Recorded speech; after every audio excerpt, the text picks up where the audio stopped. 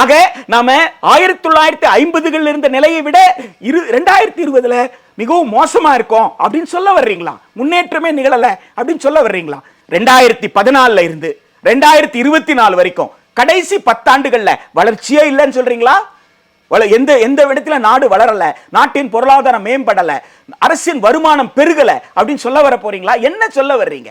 ஆக இன்றைக்கு இன்றைய தேதியில ஒரு மாநாடு, தனியார் பள்ளி நிர்வாகங்கள் நடத்துற மாநாடு, தனியார் பள்ளி நிர்வாகங்கள் நடத்துற மாநாட்டில் தனியார் பள்ளி நிர்வாக சங்கத்தினுடைய தலைவர் அவர்கள், பொதுச் செயலாளரும் அந்த தலைமை பொறுப்புல இருக்கிற ஒருவர் அறிவிக்கிறார், நாங்க ஒரு 500 பள்ளிகளை நாங்க தத்தெடுத்துக்கிறோம், நாங்க அந்த 500 பள்ளிகளுக்கு வேண்டியதை எங்க சங்கத்தில் இருக்கிற 500 பள்ளிகள் செலவு செய்யும்னு அவர் அறிவிக்கிறார்.